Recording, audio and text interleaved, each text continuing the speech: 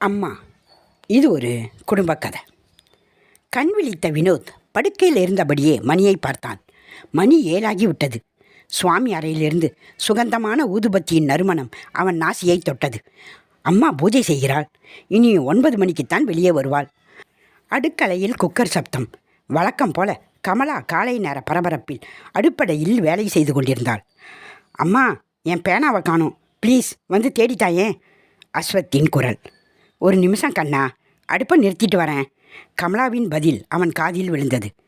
கமலா அஸ்வத்தை ஸ்கூலுக்கு கிளப்பி டிஃபன் சமையலை முடித்து அவளும் குளித்து ஆபீஸுக்கு கிளம்ப வேண்டும்.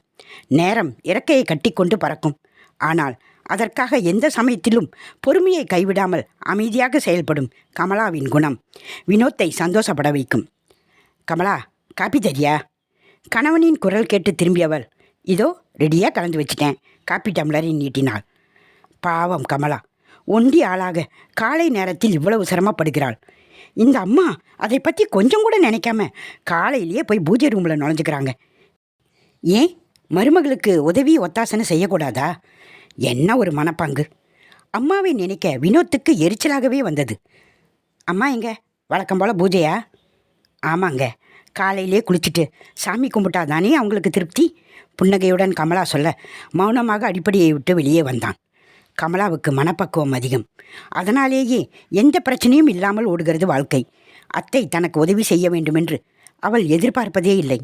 போதாத குறைக்கு மாமியாரின் தேவைகளை முகம் சுளிக்காமல் பூர்த்தி செய்வாள். அம்மா கிராமத்தில் இருந்தவள். இப்போதுதான் 2 மாதங்களாக அவர்களுடன் இருக்கிறாள். கிராமத்தில் அப்பாவின் மரணம் அம்மாவை தனிமைப்படுத்த கமலாவும் வினோத்தும் இனி தனியாக இருக்க வேண்டாம் என்று சொல்லி வர மறுத்த கற்பகத்தை போராடி அழைத்து வந்தார்கள். அம்மாவும் தான் உண்டு தன் வேலையுண்டு என்று எந்த விதத்திலும் யாரையும் தொந்தரவு பண்ணாமல் தான் நடந்து கொண்டாள். இருந்தாலும் அம்மாவின் நடவடிக்கைகளை வினோத்தால் ஏற்றுக்கொள்ளவே முடியவில்லை. காலையில் பூஜை அறையில் நுழையும் கற்பகம் அவர்கள் ஆபீஸுக்கு கிளம்பும்போது தான் வெளியே வருவாள். எல்லாரும் கிளம்பியாச்சா? சரி, போயிட்டு வாங்க, சாயந்தரம் பார்ப்போம். அத்தை, உங்களுக்கு டிஃபன் சாப்பாடு டேபிள் எடுத்து வச்சிட்டேன். வேலைக்காரி இன்னும் கொஞ்சம் நேரத்தில் வந்துடுவா. நான் பார்த்துக்கிறேம்மா, நீ கிளம்புமா. அதுக்கப்புறம் வேலைக்காரி வர அவளுக்கான வேலைகளை சொல்லி சாப்பிட்டு ஓய்வு எடுத்தால் சாயந்தரம் வந்துவிடும். பள்ளி விட்டு வரும் அஸ்வத்துடன் சிறிது நேரம் பேசிக்கொண்டிருப்பாள். அவன் ஒர்க் செய்ய ஆரம்பித்ததும் திரும்பவும் விநாயகர் அஷ்டதோத்திர புத்தகத்துடன் பூஜை அறையில் நுழைந்து விடுவாள். 1 மணி நேரம் கழித்து வருபவள் கமலா தயாரித்து வைத்திருக்கும் இரவு உணவை வாய் பேசாமல் சாப்பிட்டுவிட்டு படுக்க சென்று விடுவாள்.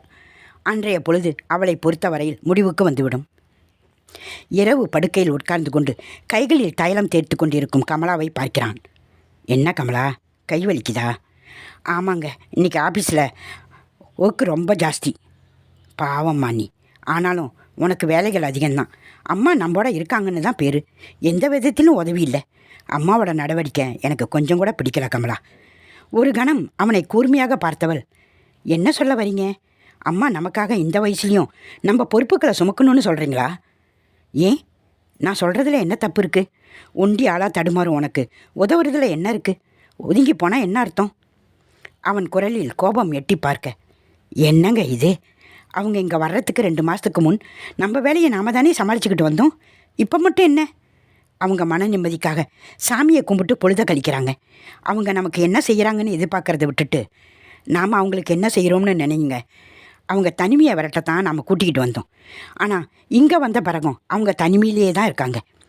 கமலா எந்த விதத்தில் யோசிக்கிறாள் என்று புரியாமல் பார்த்தான் வினோத். காலையில் நம்ம வேலைகளை பார்க்குறோம், வாய் வார்த்தை பேசக்கூட நேரம் இல்லை. பிறகு பகல் பொழுது முழுக்க அவங்கள வீட்டில் விட்டுட்டு ஆபீஸுக்கு போயிடுறோம். சாயந்தரம் வந்தால் நம்ம வேலைகள் பிரச்சனைகள் பேசவே நேரம் போதலை. ஞாயிற்றுக்கிழமை கூட தூக்கம் ஷாப்பிங்னு போயிடுறோம். நம்மோடு இருக்கிற அவங்களுக்கு பாதுகாப்பு இருக்கே தவிர தனிமையை தான் அவங்க அனுபவிச்சுக்கிட்டு இருக்காங்கன்னு எனக்கு என்னமோ அப்படி தாங்க தோணுது. அவங்களுக்கு இருக்கிற ஆறுதல் சாமி கும்பிட்றது தான். அதையுமா நாம் குறை சொல்கிறது? குறை சொல்லக்கூடாதுங்க. கமலா பேச பேச வினோத்தின் மனதில் ஒரு வெளிச்சம். அன்று ஞாயிற்றுக்கிழமை. குளித்து முடித்து சாமி கும்பிட தயாரானால் கற்பகம். வழக்கமாக லீவு நாட்களில் மெதுவாக எழுந்திருக்கும் பழக்கமுள்ள வினோத் அன்று காலை முன்கூட்டியே எழுந்திருப்பதை ஆச்சரியத்துடன் பார்த்தாள். அவள் அருகில் வந்தவன், அம்மா, இன்றைக்கி பூஜையை கொஞ்சம் சீக்கிரமாகவே முடிச்சுடு. நம்ம எல்லோரும் இன்றைக்கி மாங்காடு திருவேற்காடு கோயிலுக்கு போகிறோம். உனக்கு வேறு எங்கேயாவது போகணும்னா சொல்லுமா, நம்ம போயிட்டு வரலாம். இன்னைக்கு முழுக்க நாங்கள் உன்னோட தாம்மா இருக்க போகிறோம் என்று சொன்னபடி உழைத்து களைத்த அம்மாவின் கரங்களை அன்போடு பற்றினான்.